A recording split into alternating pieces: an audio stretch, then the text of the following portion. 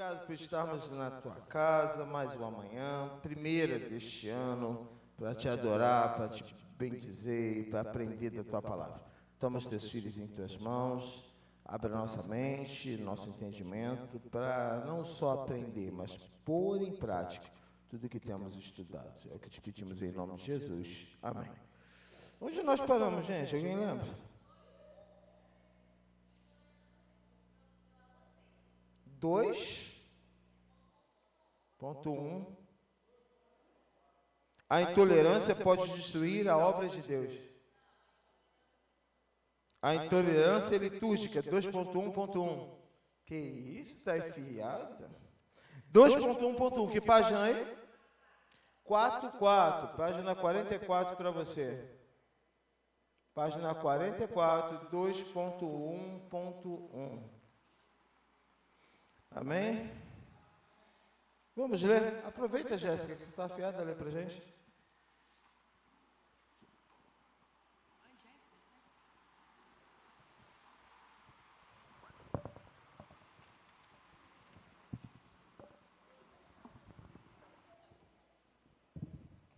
Paz do Senhor, igreja. 2.1.1. A intolerância litúrgica. Na intolerância litúrgica, a discussão sobre a forma de culto. Por que não buscamos um caminho de entendimento? Nesses casos, temos que entender não apenas as motivações da igreja local ao adotar esse ou aquele modo litúrgico, mas também considerar a relevância desses gostos. Fazem diferença aos olhos de Deus? Vamos conversar um pouco sobre isso. Isso é interessante.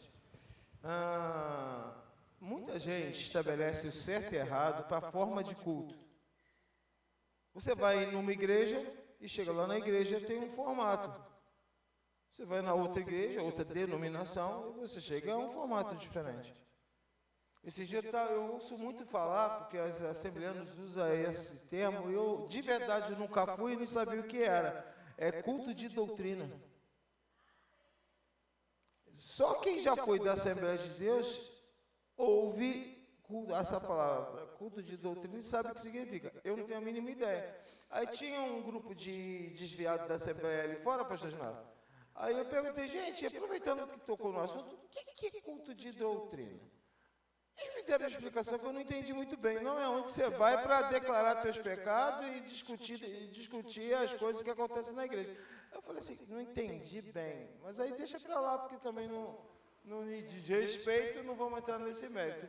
Mas é algo que eu sinto uma falta do culto de doutrina, você tem que voltar para a Assembleia. Não tem problema isso. Eu vou voltar para a Assembleia, porque como eu sinto falta do culto de doutrina, então volta para a Assembleia. Eu gosto daquela coisa da rosa vermelha, do copo com água. Eu gosto disso. Cara, então você deve voltar para a Universal. Não, perceba que eu não estou entrando no mérito do certo e errado. Estamos falando sobre o que, aonde eu me sinto bem no ambiente litúrgico. O que é interessante a gente pensar assim, não é o modo certo, é o gosto. Você se sente bem na Deus Provedor nesse formato? Tem igreja que não tem escola dominical, que entende que não é necessário. Nós temos escola dominical e somos muito rigorosos quanto à escola dominical e à participação. Ponto. Eu acho que não há necessidade, sem problema nenhum. Eu gosto da escola dominical. Eu não perco a escola dominical. Que bom, não é, Theo? Então, quando a gente começa a ser mais leve, eu quero usar esse termo mesmo. Quando a gente tem um cuidado de ser mais leve com o nosso gosto, a gente entende que o nosso gosto não é uma verdade. Entenderam isso? O nosso gosto não é uma verdade. É o nosso gosto. Isso é para tudo. Se você chegar para alguém e perguntar, você gosta de beterraba? Tem gente que já torceu a cara. E tem gente que falou, no feijão, cozido no feijão, minha mãe adorava. Ela tirava aquela coisa preta de dentro do feijão, cortava, era roxo por dentro, preto por fora. E ela comia aquilo, meu pai comia aquilo botando um azeitezinho, adorava. Gosto. Aí você fala, qual é o melhor gosto. Não existe isso, gente. Hoje, os maiores conflitos que a gente tem nas denominações é o estabelecimento de gosto como verdade. Gosto é gosto. Se você gosta... eu cresci num ambiente batista, tradicional. E para o pentecostal depois. A pastora, com 9 anos, já tinha a visão. Acho que ela não foi, na barriga da mãe dela tinha azeite no líquido amniótico. Primeiro do ano. Vamos continuar assim, deixa eu ver se... Profetizar. E aí, eu queria muito me ater a isso, para discutir esses pontos. Escuta como é que é interessante. O que você vê na outra igreja que você não gosta, é um problema seu. Não é um problema da igreja. Não estou dando fora, não. Eu só estou explicando. É um problema meu. Eu tenho que achar um lugar onde eu diga, poxa, aqui eu me sinto confortável. Ponto. Na classe de novos de Aveiro, aliás, botei até no grupo de líderes para vocês verem depois, iniciamos hoje o culto no Templo Novo de Aveiro. Eu conversei com o pessoal lá e falei assim, cara, vamos dizer, não inaugura agora, a gente já faz culto, vamos começar os cultos e ir ajeitando.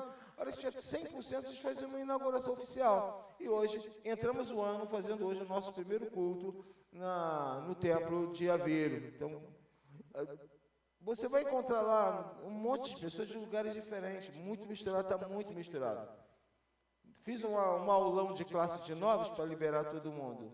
E eu falei o seguinte, Patrícia Neves, você veio do Bob's? Ok. Você veio do McDonald's? Aqui é Burger King.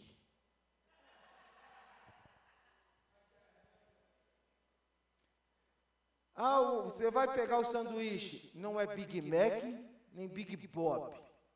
Aqui é Burger King. Se você vai usar as cores, você não vai usar mais as cores do Bob's nem do McDonald's, vai usar as cores do Burger King. O nome dos produtos são os do Burger King. Quando você fizer um atendimento, você vai falar sobre a qualidade do produto do Burger King. Uma coisa muito simples. Eu nunca gostei de picles, não sei você. Tá vendo? Toda vez eu esqueci, sempre eu pedi o lanche que vem com picles, que é o Big Bob, né? Big Mac. Eu pedi, e aí eu nunca pedi para tirar, Monique. Mas eu tinha um hábito. E imediatamente quando eu pegava, o que eu fazia? Fechava e comia. Aí você fala assim, cara, eu acho desnecessário ter aquele picles. Primeiro que aquilo não é nem brasileiro. Que brasileiro você conhece que vai na rua e vai comprar um pote de picles? Eu nunca vi no mercado picles. Você nem se vende. Quem está certo é a Jéssica que vai lá no McDonald's e pede o hambúrguer com picles e saboreia. Ela está certa. O McDonald's está certo em vender porque é o padrão do produto dele. Quem vai estar errado? Achar que se eu fosse trabalhar lá, eu ia mudar o sanduíche. Crente faz isso. Ele quer ir para uma igreja diferente da que ele gosta e ele quer ajustar. Então fique claro, Bob's, ex-Bob's, ex-McDonald's, aqui é Burger King. Você tem que se ajustar ao formato, ao padrão. Mas eu gostava mesmo, era do Bob's. Algum problema você ir para lá? Nenhum. Eu gostava do McDonald's, volta para o McDonald's. Não há nenhum problema nisso. Aonde vai ter o problema? Quando você começa a criticar a liturgia. Quando você começa a criticar, e eu vou ser muito franco, cuidado, a igreja é do Senhor. Se você critica demais a igreja dos outros, você vai ter problema com o dono da igreja, que não é o pastor A, B ou C. A igreja é do Senhor. Eu já vi gente dizendo que a Igreja Universal é do diabo. Você vai ter problema com Deus. Com Deus. Me lembro que quando eu fui na Catedral da Universal, eu olhei aquela imensidão lá em Del Castilho e falei assim, é impossível ser do diabo. Eu falei isso. Eu falei, é impossível. O pastor lá me mostrando tudo, me levando para conhecer tudo. Eu falei com ele, eu posso ir lá no altar orar? Se o senhor permite? Fique à vontade. Eu fui lá orar, debrucei o altar, inclusive, nessa altura, porque foi por isso que a gente botou assim, porque deu a sensação boa debruçar sobre o altar para orar. Eu falei, vamos fazer lá na igreja desse jeito. Eu senti muito Deus ali enquanto eu orava, Marli, na Universal. A gente tem pessoas aqui que vieram da Universal, tem pessoas aqui que foram transformadas na Universal. Você ouvir alguém dizer que a Universal é do diabo, é no mínimo ofensivo, não estou dizendo nem para as pessoas, para Deus. Porque quantas vidas foram arrancadas na mão do inimigo pela Universal? Ah, mas eu não gosto da forma, da liturgia. Não seja da Universal. Vocês percebem essa questão? Vocês entendem isso? A gente vive um tempo onde as pessoas cismaram que suas opiniões e seus gostos são verdade. E não são. Se você é daqueles que tudo que você acha, você é o dono da verdade, você está errado. Se existe uma forma de ser, ela tem que ser ajustada àquele ambiente. Ontem lá na formatura foi linda, a formatura da pastora, mas cachaçal comeu solto, né? Normal. Som altíssimo. Eu estou até agora ainda meio que, entendeu? Acho que eu acordei meio ainda no batidão.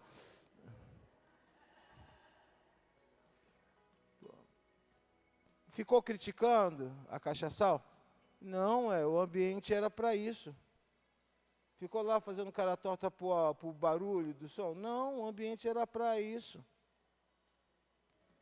Olha o nível. Eu não critiquei porque o ambiente que eles fizeram era para aquilo. Se eu não consigo estar num ambiente em que eu vou começar a criticar, falar mal, fazer cara feia, eu não sou obrigado a ir. Pegou? Por que você vai visitar uma igreja para depois ficar torcendo a cara? Para que você vai assistir um culto de uma igreja na internet para ficar apontando defeito? Você vai ter problema com o dono da igreja, e o dono da igreja não é o dono da igreja, deixa eu ver, não, nem da Assembleia. Deus é Deus de todos os salvos, em todas as igrejas. Esteja ela aonde estiver. Eu creio num Deus que tem gosto, mas o gosto dele é muito diferente do nosso. Ele procura verdadeiros adoradores. Não importa o formato da liturgia. E é claro, você vai ter questões teológicas, outra coisa, a gente vai falar disso depois. Mas estamos focando em liturgia. Para ficar bem claro, liturgia é o formato, a organização, a estrutura organizacional, o formato de operação, vamos dizer assim, da igreja. É importante a gente entender que a nossa igreja mudou muito desde o começo. Muito. A turma antigona aí não podia usar nem calça comprida, as irmãs. Ó, as velhas falando. Isso é só velho, tudo velho. Elas não podiam usar biquíni na praia, blusinha de alça tinha que ter mais de 3 dedos. Tomara que caia nunca, porque o próprio nome já diz. Tomara que caia. Então não era para cair nada. Mas com o tempo, a gente chegou num nível tão absurdo que hoje tem pastor com tatuagem. Se perguntar para mim, você gosta de tatuagem? Eu odeio tatuagem. Com todas as minhas forças, odeio tatuagem. E piercing? Odeio piercing. Bonezinho na igreja? Eu odeio boné na igreja. Que isso, pastor? Mas é o meu gosto. Eu não sou dono da verdade. Quem quer usar boné, use. Quem quer usar tatuagem, use. Quem quer usar piercing, use. É lavado e remido no sangue do Cordeiro. Está vivendo uma vida de santidade. É melhor estar com tatuagem, piercing, boné, vivendo uma vida de santidade, do que todo engravatado em adultério. Falei. Fala, Vitão. Fala, Vitinho. Pastor, como que o senhor vê, por exemplo, essa mudança em geral na igreja do século 21, baseado que a palavra de Deus ela sempre foi a mesma, nunca mudou. A gente está falando de costumes e liturgias, no caso que é a mesma coisa, costumes e liturgias, né? A doutrina, ela não muda. Se você mudar a doutrina, que é baseada na palavra, aí você vai estar pecando. Se você volta a uns 15, 20 anos atrás, você vê que tudo isso que é permitido hoje de liturgia e costume dentro da igreja, que está se tornando normal, né? O que você, na sua visão, pastor, o pensamento de Deus mudou, a visão de Deus mudou? Você acha que Deus está com pressa porque o tempo está findando e ele vê necessidade em alcançar o máximo de almas possível? Qual a sua visão sobre isso, pastor? É muito interessante, a gente tem na Bíblia essa resposta, Vitinho. Novo Testamento, igreja primitiva, você sai do judaísmo para o cristianismo. No momento em que quem é o primeiro a arrumar problema, apesar de não gostar da ideia, foi Pedro. Lembra da visão? Do lençol? Descendo com animais impuros? Pedro tem essa visão, acha logo que é do diabo. E escuta a voz do Senhor falando com ele. Mata e come, Pedro. Pedro, jamais. Isso é imundo. E se repete aquilo.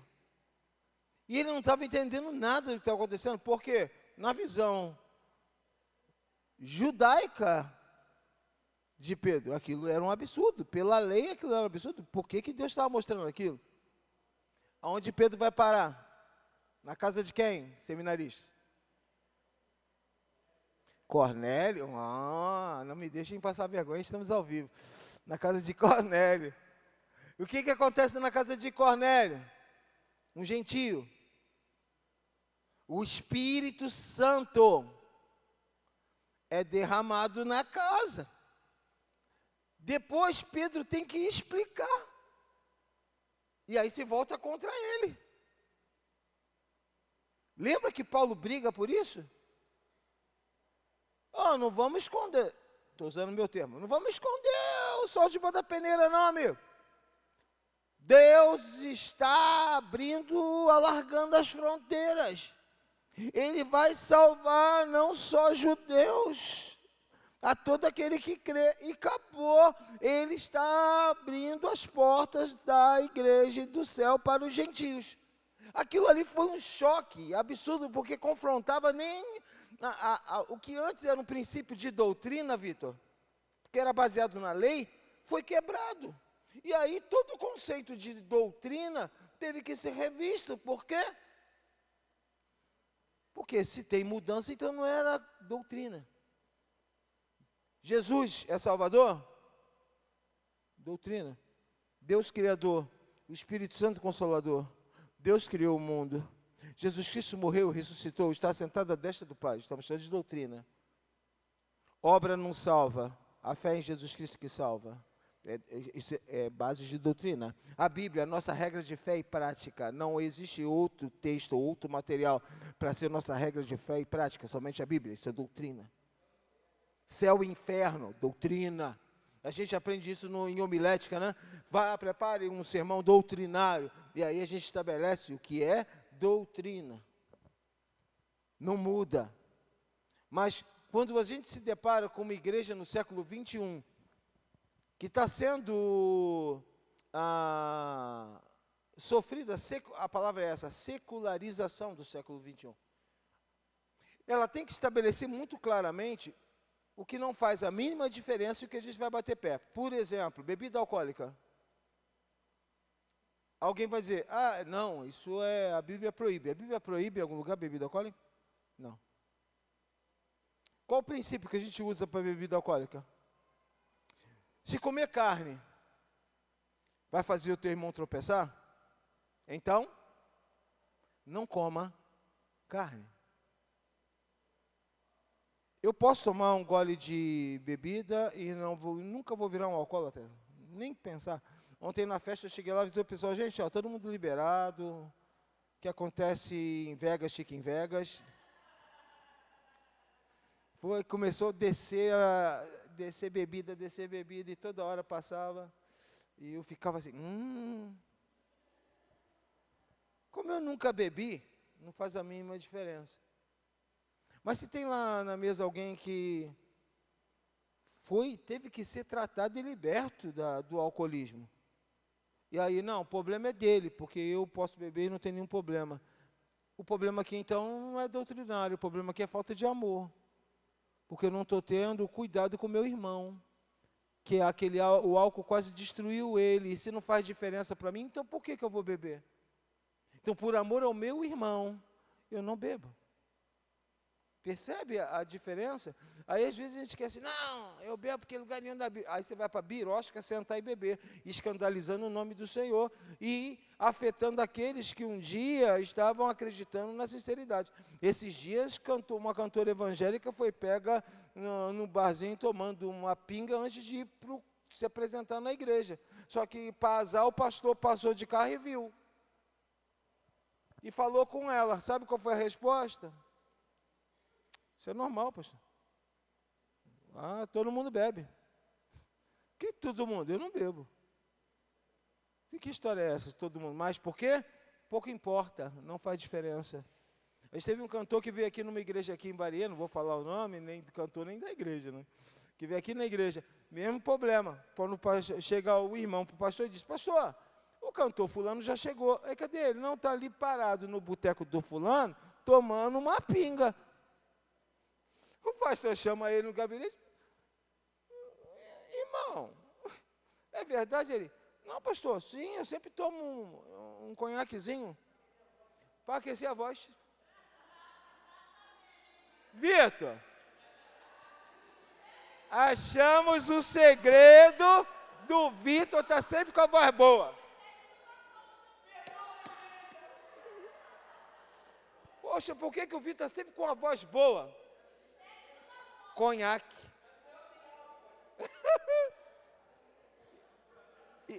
E falou com uma naturalidade assim.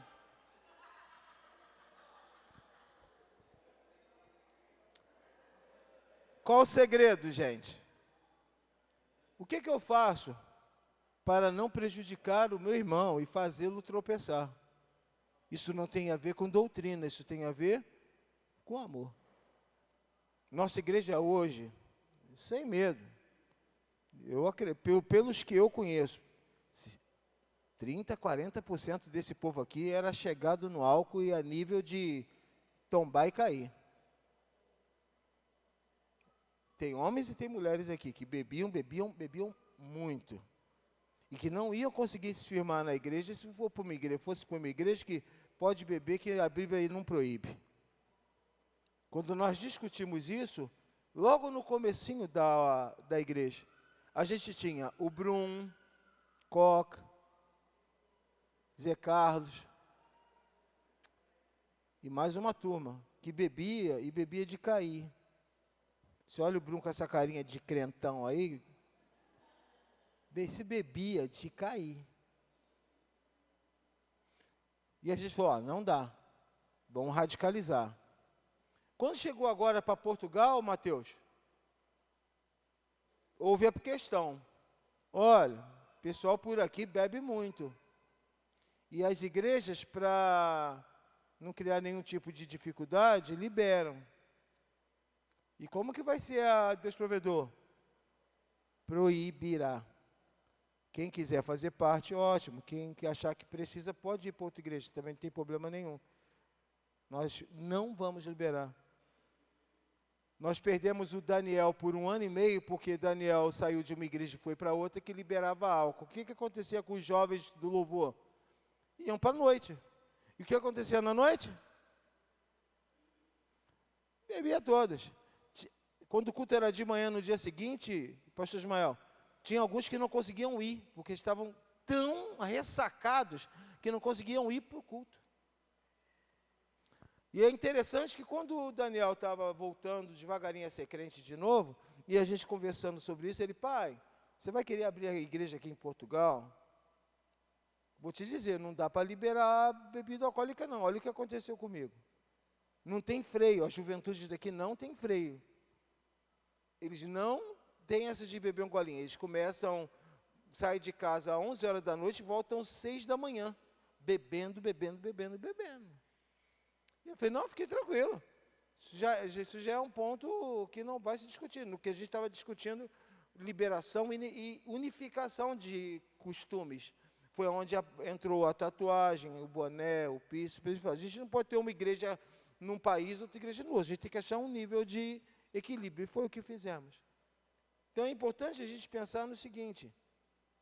Quando a gente se preocupa com o nosso irmão, a gente tem que pensar, você pode não gostar do garoto de boné. Tem um garoto de boné aqui. Eu não uso boné porque eu não gosto. Mas essa não é a regra da saia também? Tem mulheres que não gostam de calça comprida. Elas só vão usar saia. Algum problema nisso? Não. Aí volta no começo da aula. Desde que ela não ache que o gosto dela é o certo. Porque ela vai dizer que usar calça é pecado. Mas pecado baseado em quê, Kelly? No gosto dela? Desde quando nosso gosto define pecado? Desde quando Deus nos elegeu como os doutores da lei para definir em cima do nosso gosto o que é pecado? Ou pior, não sei se você já entendeu isso, pior é quando a gente acha que o nosso gosto é o gosto de Deus. Os piores crentes são aqueles que acham que o gosto dele é o gosto de Deus. Deus não gosta disso. Como assim Deus não gosta? Deus falou? Não, é porque se eu não gosto, Deus não gosta. Deus não gosta. Como assim? Que domínio é esse do que Deus gosta? Não é verdade. É uma hipocrisia velada, onde eu quero tudo do meu jeito. Querido, eu falo isso com muita tranquilidade e a diretoria sabe disso. Porque quando eu reuni pastores e diretores para falar sobre as mudanças e a unificação dos costumes, eles ficaram apavorados, porque tudo que eu botei para eles, tudo que eu botei, eu falei, mas pastor, você não gosta de nada disso? Ele, não gosto, vou continuar não gostando. Mas eu não estou aqui para estabelecer meu gosto. Estou aqui para estabelecer costumes da igreja. Eu não quero que nada seja impedimento para a obra crescer e vidas serem salvas. Se você acha assim, eu não consigo conviver com isso, eu acho de boa que você pode ir para uma igreja que você ache lá aquilo que está dentro do formato. Pô, tem igreja que libera a bebida, vai para ela. Tem igreja que libera o união estável, que é uma grande discussão, né? Tem um monte de igreja que aceita a união estável, pastor Alexson. Vai para ela, se você não quer casar com a tua mulher, vai para ela, não tem problema nenhum. Mas eu sou casado. Não é. União estável não é casamento, é um contrato. É um contrato feito no cartório que dá direito para as partes sobre o convívio do casal. Ponto. União estável, ela é fundamental para pessoas do mesmo sexo, que resolvem viver juntos, construir uma história juntos e que não podem casar por regime de comunhão de bens. Então, tem o contrato que eles vão comprar imóveis juntos, vão usar a renda, eu sei porque é a minha praia, vão usar a renda familiar para comprar um imóvel, apresentando a união estável, e eu aceito isso, porque eles vivem juntos, e principalmente, eu não estou aqui para falar mal de homossexual não, pelo amor de Deus, você que fique à vontade, por favor, só estou esclarecendo a diferença. As famílias que rejeitaram um monte de homossexuais, quando um morria, fazia o quê? Ia lá querer pegar os bens dele, porque não queria ele, mas queria os bens dele. E aí o outro parceiro ficava sem as coisas. Porque não tem direito. Como assim? Eles compraram junto, construíram junto, e aí um morre, os parentes iam lá para pegar porque não eram casados. Então a união estável deu direito a tudo que eles construírem juntos ser dos dois, como é o justo. Estamos falando de justiça. Ponto. Mas casamento, não. Característica de casamento. Qualquer lugar do Brasil, bigamia é crime. Se você casa com uma pessoa e casa com uma outra, você é criminoso. União estável é só contrato. Então, se você quer casar de novo com alguém, primeiro você tem que desfazer o primeiro casamento. Esperar todo o processo finalizar, para você casar de novo. O Anderson Marinho passou por isso agora. Desfez o casamento, lá no cartório. Depois de tudo liberado, aí sim ele pode ir legalmente falando e casar de novo. A Adriana passou por isso. Por quê? Você não pode casar com uma segunda pessoa sem primeiro se liberar completamente, legalmente da segunda. Isso é legal, isso é casamento. Você vai ter a certidão de casamento. A igreja, para facilitar, libera a união estável para poder manter as pessoas na igreja. Qual o problema? Uma vez eu falei isso com um casal. Pastor não tem poder de liberar pecado não, ele pode até liberar a sua permanência na igreja, mas pecado é pecado. Aí saímos do ambiente da doutrina, do costume.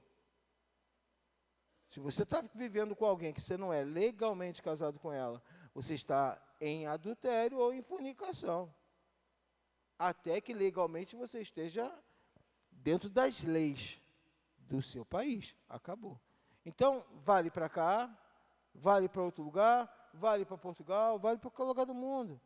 É importante a gente entender isso, que esse formato é o que vai dar a tranquilidade para o grupo social, isso é importante, o grupo social está sabendo o que pode e o que não pode. O que unifica um grupo? Estou falando de igreja a nível de pessoas. O que unifica um grupo? Os que estão aqui estão em concordância com comportamento e com práticas. Se você não tem concordância com comportamentos e práticas, pronto, você já entendeu que esse lugar não é para você. E isso vale para você que estava na outra igreja também. E não é porque eu tenho que ter jeito diferente, a nossa igreja é muito eclética quanto a isso. Você vê, eu e Josmar, Jesus amado. Entendeu já? Amigo, se consegue na mesma igreja ter eu e Josmar, o resto é fácil. Que não tem nada a ver com o Josmar, pelo amor de Deus. Josmar, ele tem problema, porque ao mesmo tempo que ele é aquele cara super pentecostal, o cara me aparece de tatuagem. Ele vai do céu ao inferno. Ainda bem que ele está aqui, está dando classe de novo. Mateus.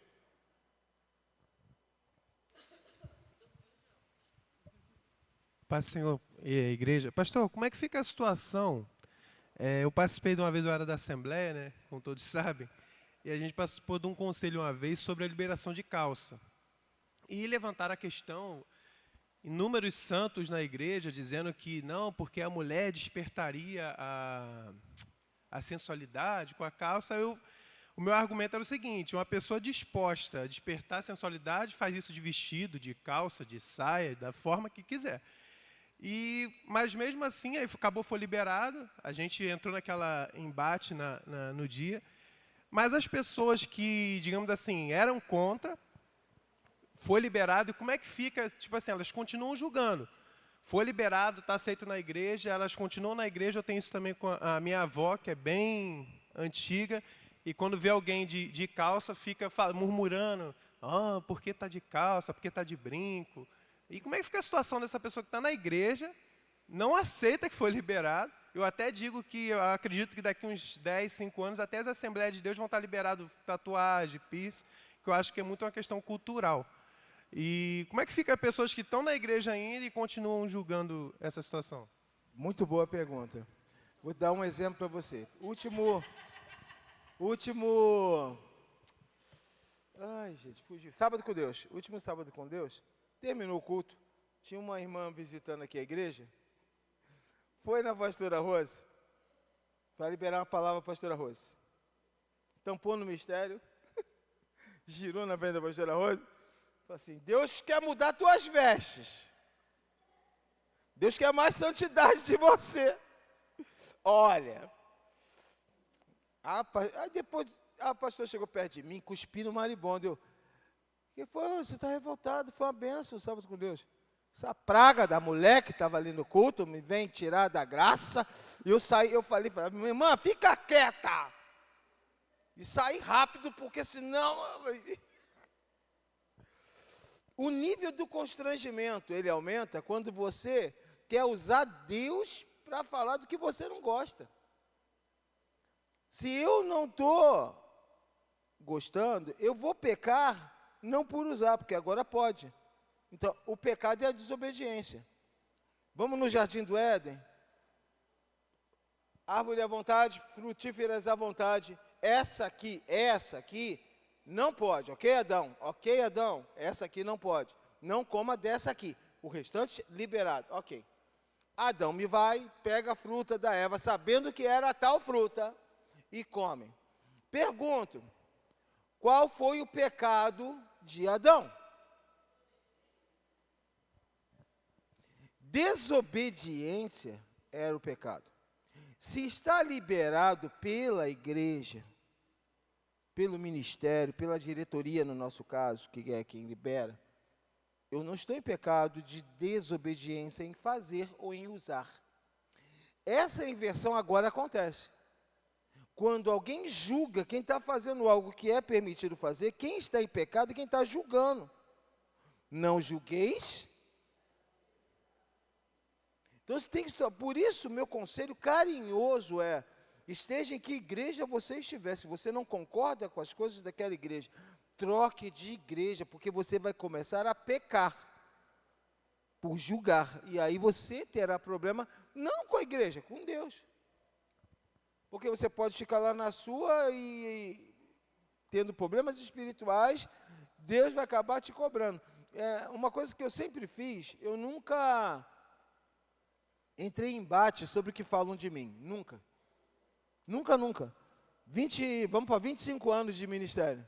Pergunta à diretoria se alguma vez eu reuni eles. Não, agora eu não aceito, eu quero que faça uma assembleia, eu quero que traga para a reunião. Nunca. E olha que já foi atrocidades, tá? Atrocidades que já falaram de mim. De ladrão para lá. E o que você fez? Nada. Porque eu tenho uma regra simples comigo. Se você falar de mim, eu vou fazer duas coisas. A primeira, para poder seguir com a vida. Fala com a minha mão, porque eu não vou parar para dar atenção. E segundo, Senhor, você pode julgar essa causa, por favor? Eu vou te dizer, em 25 anos, deu certo todas as vezes. Uma vez eu tive um embate com a pastora Rose. E ficou naquela, não é assim, não é assim. Na época que eu estava, que me botaram como o pastor da igreja. Eu falei que eu não queria, porque ia ter problema. E aí, não, ninguém quis. Foi um jogo de empurra terrível. E se botar para mim vai dar problema, eu estou falando. E aí, não, vai ser você mesmo, é de Deus. Então tá bom. Amigo, que eu comecei a ajustar o tumulto que tinha, a farofada que tinha, aquele descontrole. Eu abri uma temporada de caça aos canelas de fogo. Os antigos sabem disso. E deu um tumulto arrumado, um monte de gente foi embora da igreja. Teve gente que foi embora da igreja me pintando de demônio. Eu nem ligava. Ninguém quer que eu saia? Não, vai ser você mesmo. Então tá bom, então vamos ajustar. Pronto. Aí teve alguns embates que a Rose falou assim, não, isso aí eu não concordo. Rose, não tem problema, sabe como vamos fazer? Você é mulher de Deus, ora. E pede Deus para julgar essa causa. Se Deus falar comigo, você está errado, eu ajusto de boa, não tem problema não. Depois ela me procurou, falou o quê? Deus falou comigo. Que o que você tratar é o que é para ser, que se a direção está com você. Então, meu amigo, segura. Peguei minha garrucha,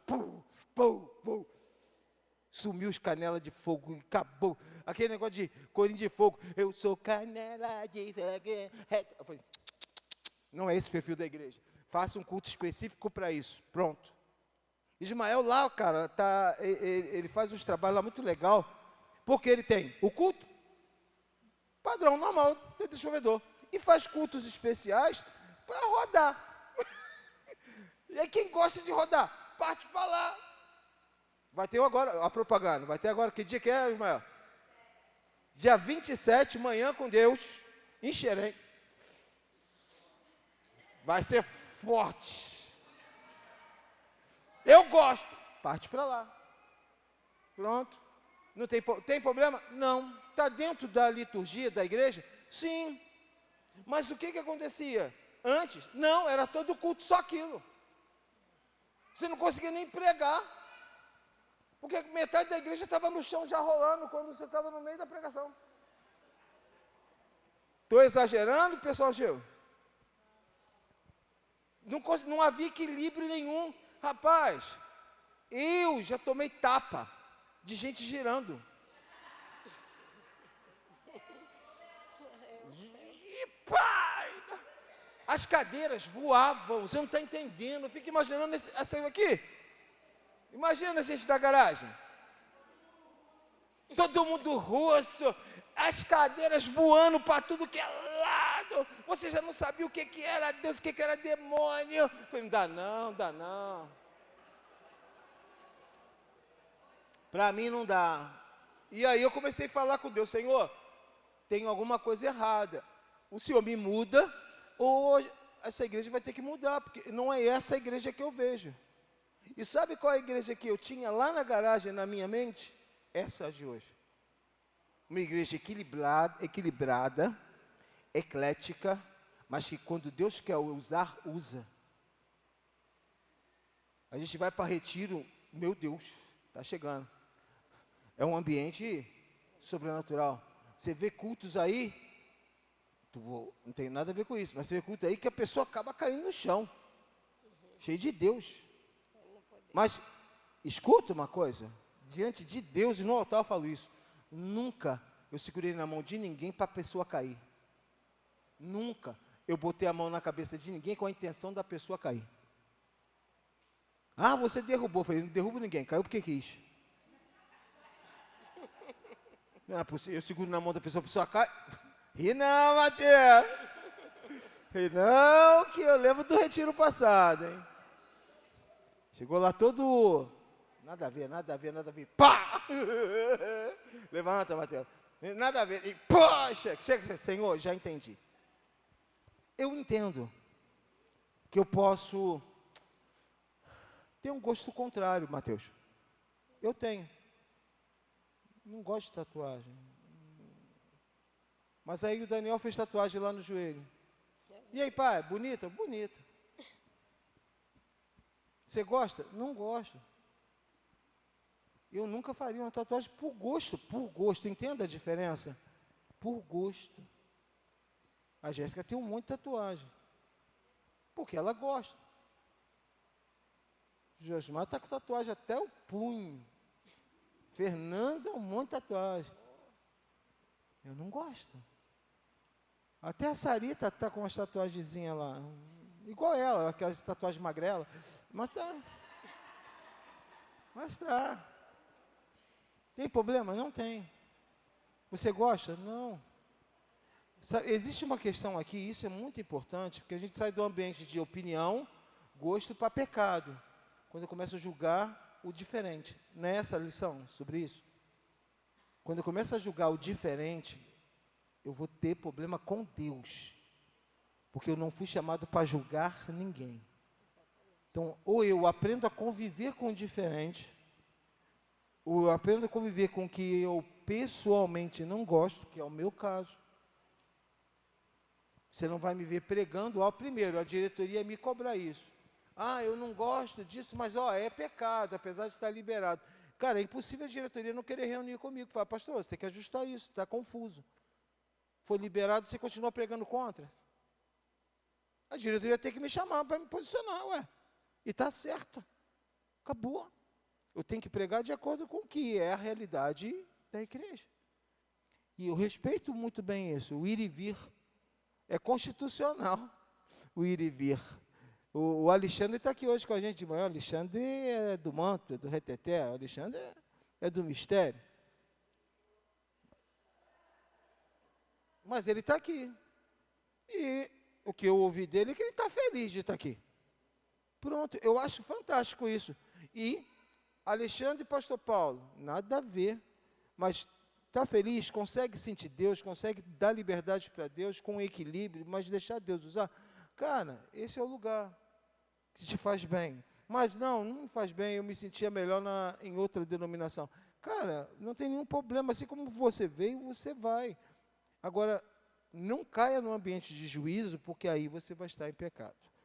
Beleza, gente? Segundo, 2.1.2, a intolerância teológica. Aqui a gente tem um agravante, vamos falar sobre ele, por favor? Lê para mim, Mateus. Está com a revista aí, Mateus? Vou desviar. Intolerância teológica.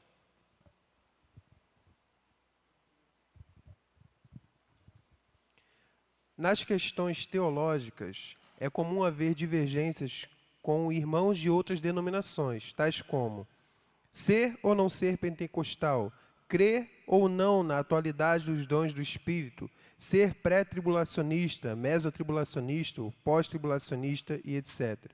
Devemos manter a crença na inspiração plenária das Escrituras e na salvação pela graça, rejeitando veementemente as heresias. Os divergentes nas questões doutrinárias essenciais promovem escândalo ao Evangelho. Com esses não devemos sequer ter comunhão. No entanto, debates teológicos não podem jamais dividir o povo de Deus. É um pouco mais delicado que isso. O autor foi bem ameno. A coisa é um pouco mais séria. Perceba que eu vou mudar a direção, o tom aqui. Uma coisa é a liturgia. Esgotamos esse tema.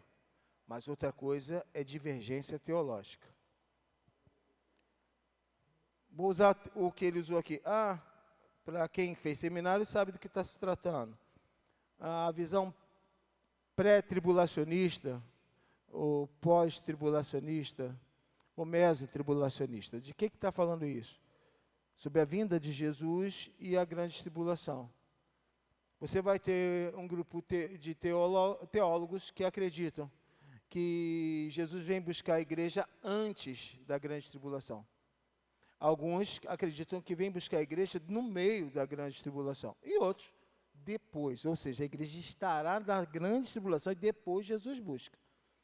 Nossa visão teológica é pré-tribulacionista. Nós cremos que a igreja não estará aqui na grande tribulação. Haverá uma oportunidade para quem ficar ainda, tipo a Valquíria, ficou mais ou menos. O Júnior, que é uma bênção, sobe, Valquíria fica, cuidando do data show e das coisas aí. Mas nesse período, enquanto o Mateus vai estar pregando, a Valquíria no data show, a gente vai estar no céu. Vai ser um período turbulento de perseguição, o anticristo vai estar estabelecido, mas ainda haverá oportunidade para o Mateus, para a Valquíria e para outros que não estavam prontos para subir à época do resgate da igreja. Essa é a visão pré-tribulacionista e é a nossa visão. Tá? Só ilustração, Valquíria, fique em paz. Tá? Eu acredito que talvez você vá para o céu sim.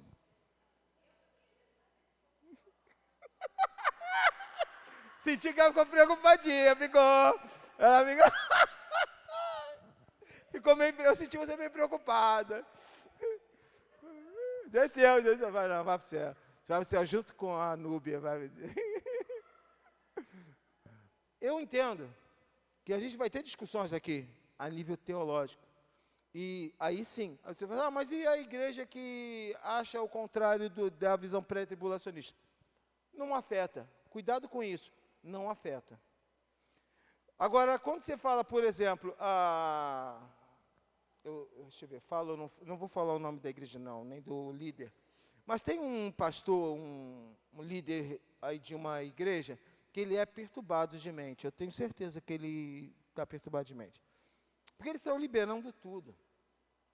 A ceia não tem valor nenhum. Batismo não tem valor nenhum. E ele simplesmente disse que todos vão para o céu. Ah, aceitou Jesus, vai para o céu. Nada que você fizer após aceitar Jesus vai tirar de você o direito a ir para o céu. Porque você é salvo pela graça. Essa distorção aí preocupa.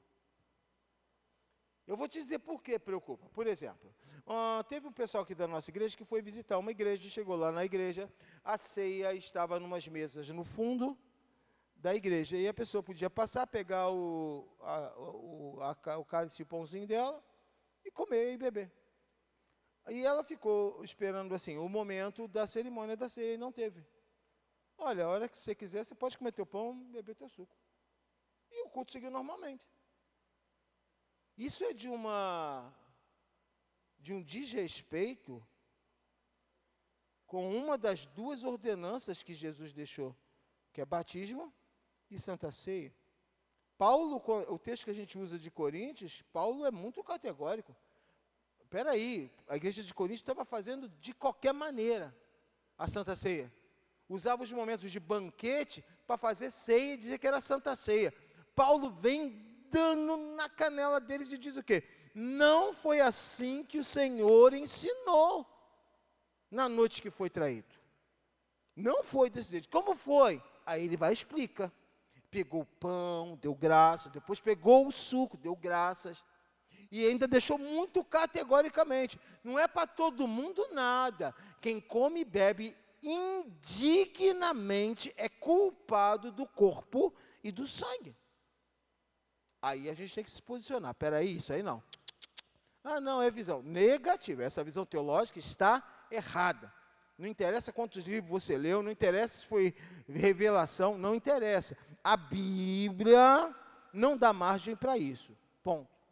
Então você não pode simplesmente, quem quiser tomar, toma, problema é seu. Não. Primeiro porque se eu não esclareço para a pessoa, aí eu estou sendo errado. Porque a pessoa está tomando, tadinha, na inocência. Não, olha, não é tão simples assim, não. Estou mandando você ser dessa igreja, estou de outra igreja. Estou dizendo para você que a Bíblia é muito clara quanto a isso. De qualquer jeito, não. Ponto. Batismo. Você tem que ajustar a tua vida primeiro, para depois passar pelas águas. Ponto. E salvação, amigo? A porta é larga para ir para o céu? Jesus diz o quê? A porta é estreita. Não é possível, é falta de Bíblia. Ah, não, Jesus, não é nenhum profeta que está falando isso. Jesus está dizendo, a porta é estreita. E ninguém melhor que Jesus para poder falar disso, uma vez que ele é que abriu a porta para o céu. Mas ele diz, não é de qualquer jeito. Então a gente tem que se posicionar. O que eu preciso entender? Cuidado com a internet. Cuidado com pregações. Quem vai para o céu, quem não vai para o céu? Não é a igreja que define. Eu já tive experiências muito duras sobre isso. Dou um exemplo, o esposo da Tatiana Nicholson. Ficou muito doente, à beira da morte. Chegou a notícia para mim que ele estava à beira da morte. Estava em Petrópolis, se eu não me engano, foi Petrópolis. E aí eu falei com a Tatiana, eu vou lá. E eu fui. Só que ele era espírita. Espírita. E eu fui visitá-lo. Fiz a minha parte, conversei com ele já não respondia direito, conseguia se comunicar por gesto, com os olhos, aperto de mão. E eu fui conversando com ele. E no final, amigo, fiz o que é meu papel fazer. Olha, o seu corpo está perdido, segundo os médicos. Mas a minha preocupação aqui hoje é com a sua alma. Se você morrer depois que eu sair daqui, eu estou aqui para te dar esperança de ir para o céu. E fui categórico, Kelly. Se você quiser ter uma esperança de vida eterna no céu, Jesus te dá agora. Se você quer, tu levanta a mão. Ele levantou a mão. A lágrima veio no olho, a Tatiane chorava, e aí eu orei com ele, apresentei a vida dele. Nunca mais o vi, porque ele morreu pouco tempo depois disso, mas a Tatiane me trouxe uma informação depois. O pessoal da religião dele foi visitá-lo, com todo carinho, a mãe de santo, os filhos de santo, foram lá visitá-lo. Que chegou lá, ele falou para a Tatiane, avisa para eles que eu aceitei Jesus. E não deixou fazer nenhum outro tipo de trabalho que eles tinham ido para fazer. Porque ele falou assim, não precisa mais. Eu aceitei Jesus. A graça entra agora. Amém ou não? Não se batizou. Não ia para a igreja. Até os últimos minutos tinha outra religião. Mas em um momento teve a oportunidade e naquele momento ele entrega. Acabou, filho. Está salvo. Qual o problema de estar vivo? É que você tem que renovar essa aliança todo dia. Entendeu isso ou não? Que bom. Sabe aquele culto que você tem e você sente tanto Deus, que você vai, meu Deus, o céu está baixinho. É um bom momento para morrer. Porque você tem certeza naquele momento que... Mas se você continua vivo, entra segunda-feira, você se aborrece com os filhos, aborrece com o marido, aborrece no trabalho, aborrece com a vida. Vem a capeta te atentar. E aí você tem que manter seu compromisso, manter sua aliança. A graça não entra nisso. Então, por favor, eu preguei sobre graça esses dias. Falei, a graça te ajuda na manutenção da sua comunhão. Ponto. Mas se você não quiser tê-la, respeito, Deus dá o direito de você fazer o que quiser da vida. Mas não vem no final querer ir para o céu fazendo tudo de qualquer jeito, que isso não vai funcionar. Não podemos entrar no médio e concordar com isso. Percebe que a questão teológica é delicada, porque tem coisas que não dá para aceitar. Não dá, tem coisas que não dá para aceitar. A gente tem que se posicionar, porque é perigoso até para as pessoas que estão chegando na igreja, que precisam ouvir. Por que caminho? Vai ter isso, não pode aquilo. É muito mais profundo do que isso. Tem gente por aí que usa livros de autores diversos para ser a base de pregação dele. Tudo que ele vai pregar vem de alguma coisa que ele leu em algum lugar. Cara, você está com problema teológico. Você está com problema. Você tem que estudar primeiro, antes de ler qualquer material, ver quem é que escreveu. Conheça a teologia desse indivíduo. Perceba questões que ele traz. Por exemplo, não sei se você já se deparou com isso, princípio de honra. Conhece esse termo? Quem conhece? Perfeito. Então, princípio de honra. A Adriana está ali, comprou um celular novo. Como é? Eu não entendo de celular. Qual é esse modernão agora? Qual o número? É o 15. Ela está com 15. E aí o Espírito Santo toca no coração dela para honrar o pastor Paulo. E ela termina o culto e vem chorando, dizendo, Senhor, mandou te honrar com o que eu tinha de melhor. Eu gosto disso. Só não vejo na Bíblia margem para isso. Foi invenção de pessoas querendo se dar muito bem nas costas da sinceridade do povo. Ponto. Falei.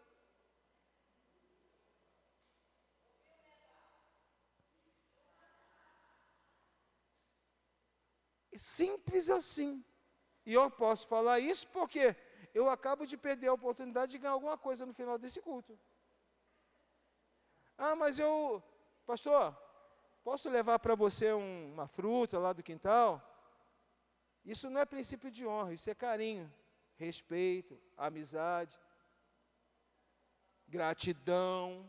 E eu vou dizer, tem muito mais valor que estabelecer princípio de honra. onde eu vou pegar o que eu tenho mais caro, o que eu tenho mais valor e vou dar para um indivíduo. Primeiro, isso já é estabelecido aqui na igreja muito claro. Tudo que vem de doação é para a igreja. Se você quiser trazer alguma coisa, que seja para a igreja. Para abençoar a igreja. Ah, a Adriana, eu senti de Deus, pastor, de entregar meu celular. O que a gente vai fazer? Vamos fazer um sorteio, amiguinha. Ou de repente aparece um rico dizendo, eu pago o valor. Beleza, ajuda nos aluguéis. É o que eu entendo. Se é doação, a igreja é mantida, você pode olhar isso no estatuto, no regimento interno. A igreja é mantida por dízimos, ofertas e doações. Pronto, para manutenção da igreja. Hoje está tendo culto, agora de manhã, lá em Aveiro. Sabe quanto que é o aluguel de Aveiro? Quem sabe aí? 1.200 euros por mês. Em real, 6.500 reais de aluguel. Está 5,6. 6.500 reais de aluguel todo mês. Com que dinheiro nós pagamos isso? Dízimos, ofertas e doações. Você querer estabelecer como teológico, achar na Bíblia margem para dizer, dá para um homem o que podia ser dado para a igreja? Me desculpe, pastor Ismael. Isso é muita armação. Isso é manipulação da fé do povo. Se é para a igreja, é para a igreja. Para o indivíduo, não. Por isso a gente é muito cuidadoso e muito restritivo nisso. Tivemos uma questão um ano passado lá em Portugal. Alguém lá, eu não sei, porque eu não gravo as pessoas, mas alguém lá comprou um carro novo e queria dar o carro que tinha para o Christian. Falei, negativo, não trabalhamos assim. Se você quiser dar para a igreja vai usar, ou a igreja vai vender, ou a igreja pode usar para uso do missionário, mas o carro é da igreja. Para o indivíduo, não. A pessoa não deu. Não é estranho isso? Não é estranho, não deu. Eu falei, não, fique à vontade. Chamei o Christian, né? Falei, Christian, repite para o Christian. Não, pastor, tranquilo, que ela chegou com a chave no final do culto. Falei, nossa igreja não trabalha assim, minha irmã. Se a senhora está dando, só se for para a igreja. Não, Deus tocou no meu coração para dar para você. E aí eu falei, pode reforçar então, Christian. Você falou comigo e não é assim que trabalhamos. A pessoa não deu o carro. No mínimo, eu entendo, tem alguma coisa errada nesse formato. Porque se eu não quero dar para a igreja, eu quero dar para você, como é que é isso? Primeiro, isso gera um vínculo, Júnior Binotti, muito estranho de ligação. Depois você vai me cobrar alguma coisa disso. Aquele toma lá da cá, tem alguma coisa muito errada. Então, por favor, fique atento a isso. Para de comer coisas que você ouve na internet. Pô, muito legal isso, muito legal aquilo. Pergunte-se. Pode ser muito legal, mas qual a base teológica para isso? Teológica, Bíblia. Aonde na Bíblia existe margem para isso? Se não existe, aí não dá para aceitar, não. Por favor, não dá para aceitar. Sim.